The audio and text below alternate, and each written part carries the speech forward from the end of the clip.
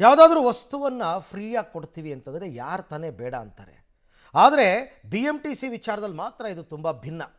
ನಿಗಮಕ್ಕೆ ಉಚಿತವಾಗಿ ಬರ್ತಾ ಇದ್ದ ETM ಮಷಿನ್ಗಳನ್ನು ತಿರಸ್ಕರಿಸಿ ಈಗ ಅದೇ ETM ಮಷಿನ್ಗಳನ್ನು ಕೊಳ್ಳೋದಕ್ಕೆ 40 ಕೋಟಿ ವೆಚ್ಚ ಮಾಡ್ತಾ ಇದೆ BMTC. ಯಾಕೆ ಅಂತ ನೀವೇ ನೋಡಿ. ಫ್ರೀಯಾಗಿ ಬರುತ್ತಿದ್ದ ಟಿಕೆಟ್ ಮಷಿನ್ ಬಳಕೆಗೆ ಹಿಂದೇಟು. ಕೆನರಾ ಬ್ಯಾಂಕ್ ನೀಡುತ್ತಿದ್ದ 15,000 ETM ಮಷಿನ್ ತಿರಸ್ಕಾರ. ETMಗಾಗಿ 40 ಕೋಟಿ ವ್ಯಯಿಸಲು ಮುಂದಾದ BMTC. ಉಚಿತವಾಗಿ ಸಿಗುವ ವಸ್ತುಗಳನ್ನ ನನಗೂ ಇರ್ಲಿ ನನ್ನ ಕುಟುಂಬಕ್ಕೂ ಸಿಗ್ಲಿ ಅನ್ನುವವರ ಮಧ್ಯೆ BMTC ಉಚಿತವಾಗಿ ಬಂದ ಆಫರ್ ತಿರಸ್ಕಾರ ಮಾಡಿ ಅದೇ ವಸ್ತುಗಳಿಗೆ ಕೋಟಿ ವ್ಯಯಿಸಲು ಮುಂದಾಗಿದ್ದು BMTC ನಡೆ ಹಲವು ಪ್ರಶ್ನೆಗಳಿಗೆ ಕಾರಣವಾಗ್ತಾ ಇದೆ.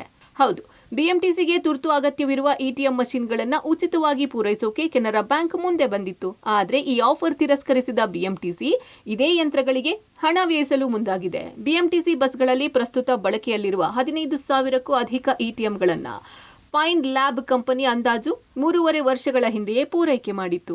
ಗುತ್ತಿಗೆ ಅವಧಿ 6 ತಿಂಗಳ ಹಿಂದೆಯೇ ಮುಗಿದಿದ್ದು ಅದನ್ನ ಬಾಡಿಗೆ ಆಧಾರದಲ್ಲಿ 6 ತಿಂಗಳ ಮಟ್ಟಿಗೆ ವಿಸ್ತರಿಸಲಾಗಿತ್ತು. ಈ ಮಧ್ಯೆ ETMಗಳಲ್ಲಿ ಬ್ಯಾಟರಿ, ಸಾಫ್ಟ್ವೇರ್ ಸೇರಿದಂತೆ ಹಲವು ಸಮಸ್ಯೆಗಳು ಕಾಣಿಸಿಕೊಳ್ತಾ ಇದ್ವು. ಹಾಗಾಗಿ ETMಗಳ ತುರ್ತು ಅವಶ್ಯಕತೆ ಇತ್ತು. ಅವುಗಳನ್ನು ಉಚಿತವಾಗಿ ಪೂರೈಸೋಕೆ ಕೆನರಾ ಬ್ಯಾಂಕ್ ಮುಂದೆ ಬಂದಿತ್ತು. ಅಷ್ಟೇ ಅಲ್ಲ, ಈ ಸಂಬಂಧ ಮಾತುಕತೆಯೂ ಆಗಿ 8 ರಿಂದ 10 ಡಿಪೋಗಳಲ್ಲಿ ಪೂರೈಕೆ ಕೂಡ ಮಾಡಲಾಗಿತ್ತು. ಆದರೆ BMTCಯು ಅದಕ್ಕೆ ಬ್ರೇಕ್ ಹಾಕಿ ಈ ಯಂತ್ರಗಳ ಪೂರೈಕೆಗಾಗಿಯೇ ಟೆಂಡರ್ ಆಹ್ವಾನಿಸಿದ್ದು ಫ್ರೀಯಾಗಿ ಬರೋದನ್ನ ಬಿಟ್ಟು ಹಣ ವ್ಯಯಿಸಲು ಮುಂದಾಗಿದೆ.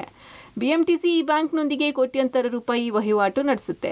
ಅದನ್ನ ಪರಿಗಣಿಸಿ ಸಂಸ್ಥೆ ಮತ್ತು ಸೇವೆ ನೀಡುವ ಪ್ರಯಾಣಿಕರಿಗೆ ಅನುಕೂಲ ಆಗುವಂತೆ ಸುಮಾರು 15,000 ETMಗಳನ್ನು ಪೂರೈಸೋಕೆ ಸ್ವಯಂ ಪ್ರೇರಿತವಾಗಿ ಮುಂದೆ ಬಂದಿತ್ತು. ಇದರಿಂದ ಸಂಸ್ಥೆಗೆ ಆರ್ಥಿಕ ಹೊರೆಯೂ ತಗ್ತಾ ಇತ್ತು. ಆದರೆ ದಿಢೀರ್ ತನ್ನ ನಿಲುವು ಬದಲಿಸಿ ಹಣ ಪಾವತಿಸಿ ಪೂರೈಕೆ ಮಾಡಿಕೊಳ್ಳೋದ್ರ ನಿಗಮದ ನಿರ್ಧಾರದ ಬಗ್ಗೆ ಹಲವು ಪ್ರಶ್ನೆಗಳು ಉದ್ಭವವಾಗಿವೆ. ಒಟ್ಟಾರೆ ಉಚಿತವಾಗಿ ಮಷಿನ್ ಪಡೆದು ಸಾಫ್ಟ್ವೇರ್ಗಳ ಅವಶ್ಯಕತೆ ಇದ್ದಲ್ಲಿ ಕಡಿಮೆ ವೆಚ್ಚದಲ್ಲಿ ಮಾಡಿಸಿಕೊಳ್ಳಬಹುದಿತ್ತು. ಆದರೆ ಸಂಪೂರ್ಣ ಆಫರ್ ದೂರ ಇಟ್ಟು ಅದೇ ಮಷಿನ್ಗಳಿಗೆ ಈಗ ಟೆಂಡರ್ ಕರೆಯೋಕೆ ಮುಂದಾಗಿರೋದು ಹಲವು ಅನುಮಾನಗಳಿಗೆ ಕಾರಣ ಆಗ್ತಾ ಇರೋದು ಸುಳ್ಳಲ್ಲ.